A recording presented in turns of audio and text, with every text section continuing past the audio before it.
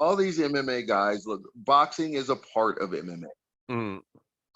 Very few of them box and understand all the nuances of boxing, and it rightfully so. You have to worry about other things when you're doing MMA.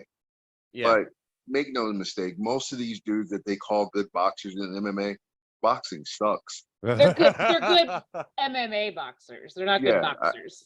yeah. I Well, mean, the biggest and don't get me wrong, I like Nate Diaz, Nate and Nick. You better be But careful. what? They can't outbox me.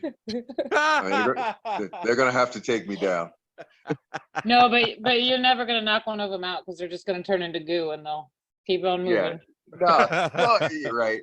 No, and their boxing, I thought, was overrated and overstated for what it is. In MMA, even. They're good. They're tough. They're smart in there, and they have they throw a lot of volume. It's akin to like being a high level amateur in how they're touching, and then they'll throw a big shot in every now and again. But if people thought that they were going to beat, oh, this dude could beat this boxer, no, that's never going to happen. They're not beating top 15 boxers ever. It's not happening unless they have to dirty it up. They have to muck those kind of fights up. But straight boxing and trying to out nuance that a boxer that's been doing it since they were 8, not happening. Well, like you told us the one time when you were on about James Toney and Randy Couture, Randy or someone in the gym had this idea that, Randy's going to test his hands against James Toney. And you're like, not a fucking chance. No. Yeah. It wasn't in the gym because nobody at our gym was that stupid. It was actually, we were in the green room in Vancouver when they were getting ready to announce the fight.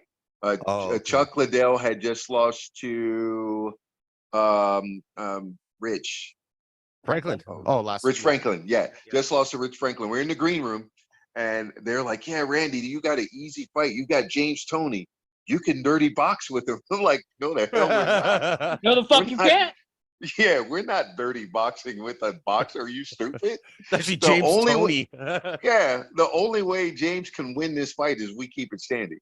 Yep. So as long as the fight was going to stand is touching gloves. That was the last moment that fight was standing. Right. Let's tell the wrestler to box the boxer. Yeah. But, I remember once upon a time, Sure Dog used to have the picks of the fighters and coaches and how they think it was going to go. And a lot of people was like, yeah, Randy could dirty box with him. And I'm like, what are you talking about? Like, when you don't think a boxer knows how to dirty box? Right. Oh, shit. And the only way for him to win that fight or to be in this fight is to allow it to stand. And like, that's just dumb to me that you would play to somebody else's strength to prove a point to who. Right. That's why Randy got the fight, because UFC knew that of all the people was going to go in there and do their thing, Randy was going to stick to who he was. He didn't care what James said, what kind of trash James talked. It didn't matter. He was going to be Randy, and he was going to take him down. Now, if he'd have gave him Chuck or if he'd have gave him Vanderlei, James could probably have talked them in to standing with him. Yeah. Especially Vanderlei. Yeah, absolutely. But or like a leave-in, could you imagine? But those guys, they think they I could box with a boxer. My standing's good. No, your lights are going to go out. Had Randy put it this way, in a boxing match, that fight doesn't leave the first round. In an MMA match, that fight doesn't leave the first round. You just have different winners. Yeah. So what about I just hated, I gotta say though, like I thankfully had forgotten all about that till you two just brought it up. There was not 1 second of that I wanted to see to begin with. Dirty boxing, wrestling, I don't give a shit. I didn't want to see a second of it. You know what?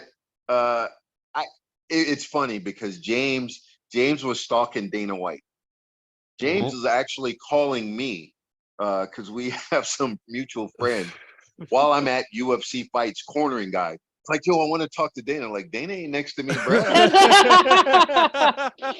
Like, he's not cornering my fighter, bro. Yeah, I don't talk to Dana either, man. You're gonna have to do that on your own. But you got to look at where James was in his career.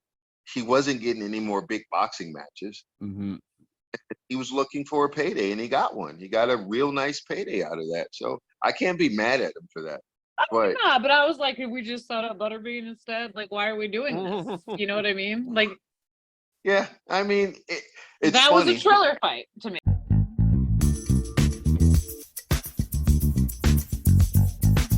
Building downtown.